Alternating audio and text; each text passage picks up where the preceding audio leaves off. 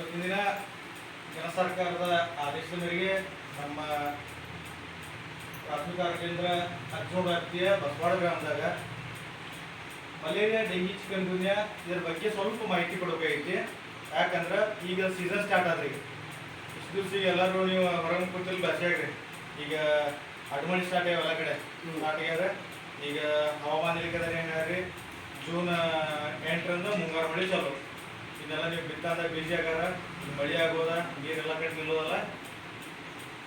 ಇದಕ್ಕೇನೈತಿ main ಅಂದ್ರೆ ಯಾಕೆ ಇದನ್ನ ಈಗ ಹೇಳ್ತೀರಿ ಅಂದ್ರೆ ಈ ಮಳಿಗೆ ಈ ಸೊಳ್ಳಿಗೆ ಭಾಳ ಸಂಬಂಧ ಅದಾವಲ್ರಿ. ಸಂಜೆಗೆ ಈಗ ಮಳೆಯಾಗಿ ಹೋಗಿರ್ತೀವಿ, ರಾತ್ರಿ ನೀವೆಲ್ಲ ಗಾಳಿ ಅಂತ ಕಿಟಕಿ ಓಪನ್ ಮಾಡ್ತೀರಿ, ಬೈ ಅಂತ ಬಂದ ಬಿಡ್ತಾವ. ಸದ್ಯ ಊರಾಗ ನಮ್ಮ ಊರಾಗ ಅಂದ್ರೆ ಈಗ ಸದ್ಯಕ್ಕೆ ಏನು ಡೆಂಗಿ ಕೇಸ್ ಇವತ್ತು ಯಾವ ಪ್ರಕರಣಗಳು ಕಂಡು ಬಂದಿಲ್ಲ. ಬಟ್ ಆಜು ಬಾಜು ಊರಾಗ ಅದಾವ್ರಿ. ಬಾಜು ಬೆಳವಾಡದಾಗ ಒಂದು ಕೇಸ್ ಬಂದೈತಿ, ಕೊಚ್ಚರಾಗ ಡೆಂಗ್ಯೂ ಕೇಸ್ ಬಂದವು. ಈ ಡೆಂಗ್ಯೂ ಕೇಸ್ ಅಂದ್ರೆ ಏನು ಸಮಸ್ಯೆ ಆಗ್ತಾವ ಅಂದ್ರೆ ಮಲೇರಿಯಾದ ಏನಾಗ್ತಾವೆ, ಚಿಕನ್ ಗುನ್ಯಾ ಏನಾಗ್ತಾವೆ. ಚಿಕನ್ ಗುನ್ಯಾ ನಿಮ್ಗೆ ಭಾಳಷ್ಟು ಮಂದಿ ಗೊತ್ತೈತ್ರಿ. ಚಿಕನ್ ಗುನ್ಯಾ ಬಂದ್ರೆ ಜ್ವರ ಬರ್ತಾವು, ಕೈಕಾಲ ಮೈಕೈ ಎಲ್ಲ ಫುಲ್ ಬಿಗಿಡ್ತಾವು, ನುಸ್ತಾವು. ಇದು ಚಿಕನ್ ಗುನ್ಯಾ ಆದ್ರೆ ಡೆಂಗ್ಯೂ ಏನೈತಿ, ಇದ್ರಾಗ ಕೂಡ ಜ್ವರ ಬರ್ತಾವೆ. ಜ್ವರ, ತಲೆನೋವು, ಕಣ್ಣಿನ ಗುಡ್ಡೆಯೊಳಗೆ ನೋವು ಮತ್ತು ಬಾಯಿ ನೋವು ಹೆಚ್ಚಿಗೆ ಆಗ್ತಾರೆ. 2ನೇ ಸ್ಟೇಜ್ ಕೊಡ್ತಂದ್ರೆ ಮೈಮ್ಯಾಗ ದದ್ದು ಹೇಳ್ತಾವೆ, ಗಾಜರಿಗೆ ತೇಳ್ತಾವೆ, ಅಲ್ಲೇ ಕೊರ್ದಂಗೆ ಬ್ಲೇಡ್ಲಿ ಕೊರ್ದಂಗಾಗಿ ರಕ್ತಸ್ರಾವ ಸ್ಟಾರ್ಟ್ ಆಗಿ. ಇದು 2ನೇ ಹಂತದಾಗ ಡೆಂಗ್ಯೂ ರೋಗದ ಈ ಲಕ್ಷಣಗಳು ಇರ್ತಾವೆ. ಈ ರೋಗ ಬರೋಕ್ಕಿಂತ ಮುಂಚೆ ನಾವೇನು ಮುನ್ನೆಚ್ಚರಿಕೆ ಕ್ರಮ ಅದು ಚಲೋನೋ ಅಥವಾ ರೋಗ ಬಂದು ದವಾಖಾನೆ ಓಡಾಡಿ ಚಲೋ ರೀ? ಮುನ್ನೆಚ್ಚರಿಕೆ ತಗೋಬೇಕಲ್ಲ. ಈಗ ನೀವು ನಾಯಿ ಹಂದಿ ಬನಿ ಒಳಗೆ ಬರಬಾರ್ದು ಏನು ಮಾಡ್ತೀರಿ, ಮುಂದೆ ಬೆಲೆ ಹಾಕಿರ್ತೀರಿ. ಅದೇ ರೀತಿ ನಾವು ಇದಕ್ಕೆ ರೋಗ ಬರಬಾರ್ದಂಗ ಒಂದು ರೀತಿದಾಗ ಮಾಡ್ಕೋಬಹುದು. ಯಾವ ರೀತಿ ಮಾಡ್ಕೋಬಹುದು, ಇಲ್ಲೆಲ್ಲ ನಿಮ್ಮ ಚಿತ್ರ ಒಳಗೆ ಕೊಟ್ಟೈತ್ರಿ. ಸಾಮಾನ್ಯವಾಗಿ ಈ ಸೊಳ್ಳೆ ಹಗಲಿ ಹೊತ್ತು ಅಷ್ಟೇ ಕಚ್ತೈತೆ. ಡೆಂಗಿ ಸೊಳ್ಳೆ ಯಾರಿಗೆ ಕಚ್ತೈತೆ ಹೆಚ್ಚಾಗಿ ಅಂದ್ರೆ ಸಣ್ಣ ಮಕ್ಕಳಿಗೆ, ವಯಸ್ಸಾದಾಗ ಮನೆಯಾಗ ಇರ್ತಾರೆ. ದೊಡ್ಡವ್ರು ಏನು ಮಾಡ್ತೀರಿ, ಹೊಲದಾಗ ಅಲ್ಲಿ ಹೋಗ್ತೀರಿ, ಅವ್ರಿಗೆ ಕಡಿಯೋ ಚಾನ್ಸಸ್ ಕಡಿಮೆ ಇರುತ್ತೆ. ಈ ಸೊಳ್ಳೆ ಹಗಲಿ ಹೊತ್ತು ಕಡಿಯೈತಿ. ಈ ಸೊಳ್ಳೆ ನೋಡಕ ಕಪ್ಪು ರೀತಿ ಬಿಳಿ ಚುಕ್ಕಿ ಚುಕ್ಕಿ ಕಾಣೈತಲ್ರಿ ಇಲ್ಲಿ. ಇದಕ್ಕೆ ಟೈಗರ್ ಮಸ್ಕಿಟ್ ಅಂತಾರೆ, ಹುಲಿ ಸೊಳ್ಳೆ ಅಂತಾರೆ ಕನ್ನಡದಾಗ. ಇದು ಡೆಂಗಿ ಸೊಳ್ಳೆ. ಇದು ತತ್ತಿ ಇಡಬೇಕಂದ್ರೆ ಏನ್ ಮಾಡ್ಬೇಕಂದ್ರೆ ರಕ್ತ ಹೀರ್ಬೇಕು. ಎಂದ ರಕ್ತ ಮನುಷ್ಯಂದಾಗ್ಲಿ ಪ್ರಾಣಿಗಳದಾಗ್ಲಿ ಒಟ್ಟ ಅದ್ರ ಊಟ ಏನ ರಕ್ತ. ಆ ರಕ್ತ ಹೀರ್ಕಂದ್ರೆ ಅವಾಗ ಈ ರೀತಿ ನೀರು, ನಿಂತ ನೀರು, ಸ್ವಚ್ಛವಾದ ನಿಂತ ನೀರು. ಗಟರದಾಗ ಕೊಳಚಾಗ ಈ ಸೊಳ್ಳೆ ಎಲ್ಲಿ ತತ್ತಿ ಇಡುದಿಲ್ಲ. ಸಾಮಾನ್ಯವಾಗಿ ಸ್ವಚ್ಛವಾದ ನಿಂತ ನೀರು ಅಂದ್ರೆ ಎಲ್ಲಿ ಹೇಳ್ರಿ, ನಾವೆಲ್ಲಿ ಬಾವಿ, ಸಿಮೆಂಟ್ ಟ್ಯಾಂಕ್, ನಮ್ಮ ಮನೆ ಬ್ಯಾರಲ್ ಇರ್ತಾವು ಇಂಥಲ್ಲಿ ಸಾಮಾನ್ಯವಾಗಿ, ಅಥವಾ ತೆಂಗಿನ ಚಿಪ್ಪ, ಈ ತತ್ತಿ ಹೊಡೆದು ಆಮ್ಲೆಟ್ ಮಾಡಿ ಹಿಂಗೆ ಸೊಟ್ಟಿ ಇರ್ತದೆ. ಆ ಸೊಟ್ಟಿ ಎಣ್ಣೀರು ಪಟ್ಟಿರ್ತಾವ. ಮನೆ ಮ್ಯಾಗ ನೀವು ಹಣತೆ ಇಟ್ಟಿರ್ತೀರಿ, ನೀವು ಹಬ್ಬ ಮುಗಿತಪ್ಪ ಅಂತ ದೀಪಾವಳಿ ಮುಗಿದ ಮ್ಯಾಗ ಹಣತೆ ಇರ್ತೀರಿ. ಅಲ್ಲಿ ಟಯರ, ಈಗ ಎಲ್ಲ ಮತ್ತು ಮದುವೆ ಸಮಾರಂಭಗಳಿಗೆ ಏನು ಮಾಡ್ತಾರೆ ಅಂತಂದ್ರೆ ಎಲ್ಲ ಪ್ಲಾಸ್ಟಿಕ್ ಗ್ಲಾಸ, ಪ್ಲಾಸ್ಟಿಕ್ ಕಪ್ಪ, ಸಾರಿಗೂ ಕಪ್ಪ, ನೀರಿಗೂ ಕಪ್ಪ, ಅಂಬ್ಲಿ ಕಪ್ಪ, ಮಜ್ಜಿಗೆ ಕಪ್ಪ.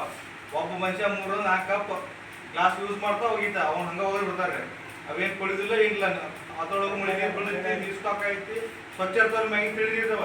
ಅಂತಲ್ಲಿ ಈ ಸೊಳ್ಳೆ ಹೋಗಿ ಒಂದು ಸುಮಾರು ಇದು 28-32 ವರ್ಷ ಅಷ್ಟೇ ಬರ್ತಿದ್ರು ಜೀವಿತಾವಧಿ. ಮನುಷ್ಯ ಒಂದು 100 ವರ್ಷ ಬರ್ತಾರೆ ಹೆಂಗಲ್ಲ, ಇದು 28-32 ವರ್ಷದ ಆಯುಷ್ ಅಷ್ಟೇ. ಈ ಆಯುಷ್ ಒಳಗೆ ಏನು ಮಾಡ್ತಿರೋದ 3-4 ಸಲ ತತ್ತಿ ಹಿಡಿದಿರೋದು ಒಂದು ಸೊಳ್ಳೆ. 3-4 ಒಂದು ಟೈಮ್ ತತ್ತಿ ಹಿಡಿದ್ರೆ 300 ತತ್ತಿ ಹಿಡಿದ್ರು ಕಡಿಮೆ ಅಂದ್ರು. 200-300 ತತ್ತಿ. ಸಾಯಿರೋ 900-1200 ತತ್ತಿ ಹಿಡಿದ್ರು ಒಂದು ಸೊಳ್ಳೆ. ಅದೇನ್ ಮಾಡ್ತೈತಿ, ಸ್ವಚ್ಛ ನೀರಲ್ಲಿ ಇರ್ತಾವು, ಅಲ್ಲಿ ಹೋಗಿ ಈ ರೀತಿ ತತ್ತಿ ಇರ್ತಾವ.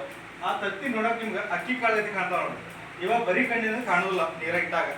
300 ತತ್ತಿ ಅಷ್ಟು ಸೂಕ್ಷ್ಮ ಇರ್ತಾವ. ಇವ ಮೈಕ್ರೋಸ್ಕೋಪ್ ಅಂತ ಗೊತ್ತಿಲ್ಲ, ನಾವು ಸೂಕ್ಷ್ಮದರ್ಶಕ ಅಂತಂದ್ರೆ ಲ್ಯಾಬ್ದಾಗ ನೋಡ್ರು. ಅದ್ರೊಳಗೆ ನಾವು ಆ ಸ್ಯಾಂಪಲ್ ಕಲೆಕ್ಟ್ ಮಾಡಿ ನೋಡಿದಾಗ ಈ ರೀತಿ ಅಕ್ಕಿ ಕಾಳು ಜೊತೆ ಗುಂಪು ಭಾಳ ದಿವಸದ ಮನ್ಯಾಗ ನೀರು ಸಿಲ್ಲಕ್ಕೆ ಇಟ್ಟಿದ್ರೆ ಕೆಳಗ ಮ್ಯಾಗ ಹುಳ ಹೊಡಿರ್ತದೆ.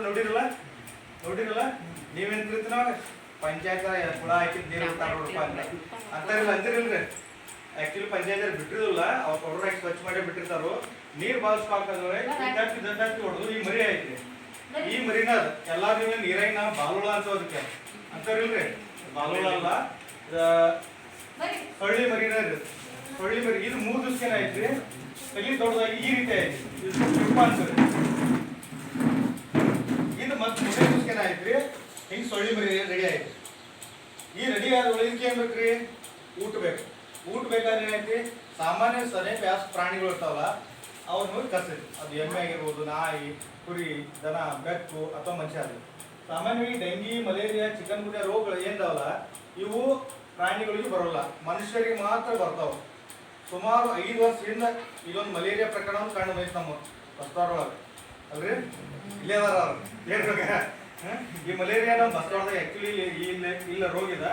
ಈ ಮಲೇರಿಯಾ ರೋಗ ಎಲ್ಲಿ ಬರ್ತಾವ ಅಂದ್ರೆ ದೊಡ್ಡ ದೊಡ್ಡ ಕೆರೆಗಳು ಇರ್ತಾವ, ನಿಂತು ಭಾಳ ನೀರು ಸ್ಟಾಕ್ ಅಲ್ಲಿ ಭತ್ತದ ಗದ್ದೆ ಹೊಡ್ತಲ್ಲ ಅಲ್ಲಿ ಆ ಸೊಳ್ಳೆ ಸ್ವಲ್ಪ ಮಣ್ಣಿ ನೀರು ಇರ್ತಿದ್ದಿಲ್ಲ ಅಂತಲ್ಲಿ ಮಲೇರಿಯಾ ಸೊಳ್ಳೆ ಬೆಳೆದೈತಿ.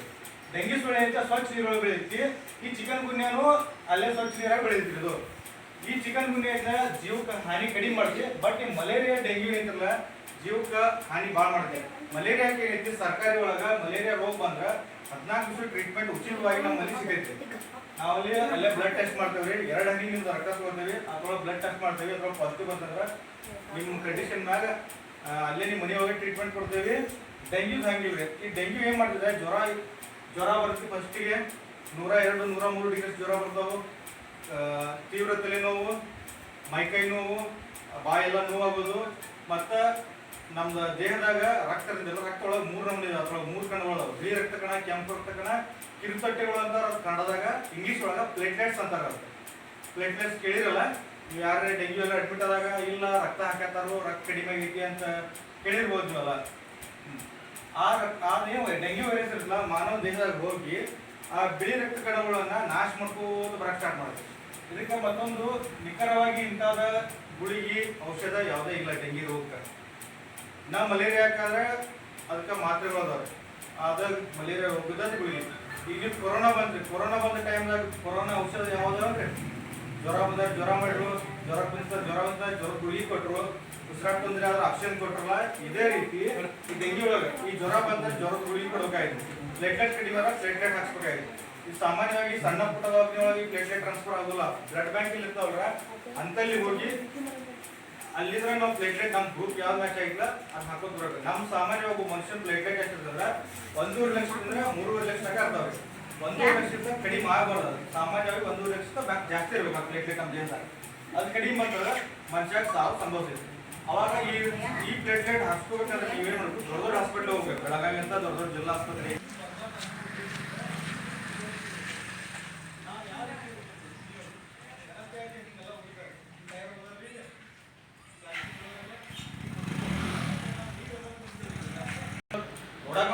ಉಪಯೋಗ ಮಾಡೋದಿಲ್ಲ. ಈ ರೀತಿ ಓಪನ್ ಇಡಕ್ಕೆ ಹೋಗ್ಬೇಡಿ. ಅದು ಮಣ್ಣು ಮುಚ್ಚಿ ಪ್ಯಾಕ್ ಮಾಡಿದ್ರೆ ನೀರು ನಿಲ್ಲೋದಿಲ್ಲ. ಮತ್ತೊಂದು ಹಿಂಗೆ ಬ್ಯಾರಲ್ ಓಪನ್ ಆಗಿರಬಾರ್ದು. ಈ ರೀತಿ ಹಳೆ ಬಟ್ಟೆಗಳು ಅದ್ರ ಕ್ಯಾಪ್ ಅಂತೂ ಆಗ 1 ವರ್ಷದಿಂದ 3 ಹೋಗ್ತಾರೆ. ಈ ಹಳೆ ಬಟ್ಟೆ ಅಂದ್ರೆ ಪ್ಯಾಕ್ ಮಾಡ್ಬೇಕ್ರಿ. ಪ್ಯಾಕ್ ಮಾಡಿದ್ರೆ ಡ್ಯೂಸ್ ಪ್ಯಾಟ್ಸ್ ಅಂತ ತಗೋದ್ರಿ. 2 3 ಸಲ ನೀರು ಅಂತ ಉಪಯೋಗ ಮಾಡ್ತೀರಿ. ಮುಂಜಾನೆ ಒಮ್ಮೆ ಅದಕ್ಕೆ ಬಾತ್ರೂಮ್ ಹೋಗಕ್ಕೆ ಅಥವಾ ಜಳಕಕ್ಕೆ ಬಾಂಡೆ ಒಗ್ಯಾಣ 4 ಸಲ ಅಂದ್ರೆ 4 ಸಲ ಬಿಚ್ಚಿ 4 ಸಲ ಹಾಕಿದ್ರೆ ಮುಗಿತು. ಹಿಂಗೆ ಪ್ಯಾಕ್ ಮಾಡೋದ್ರಿಂದ ಆಯ್ತು. ಈ ಸೊಳ್ಳೆ ಪರದೆ ಬಳಸ್ತಾವ್ರಿ ನಾವು, ಇದು ಪ್ಯಾಕ್ ಆಗಿಬಿಟ್ಟು ಈ ಸೊಳ್ಳೆ ಹೋಗಲ್ಲ, ತತ್ತಿ ನೋಡೋದಿಲ್ಲ, ನೀರು ಸ್ವಚ್ಛವಾಗಿ ಉಳಿತಾವೆ. ಮತ್ತೆ ನಿಮ್ಮ ಮನೆ ಮೇಲೆ ಎಲ್ಲ ಸಿಂಟೆಕ್ಸು ನೀವು ಮತ್ತೆ ಮ್ಯಾಕ್ ಹೋಗೋದಿಲ್ಲ, ಹಾಯ್ದಿಲ್ಲ.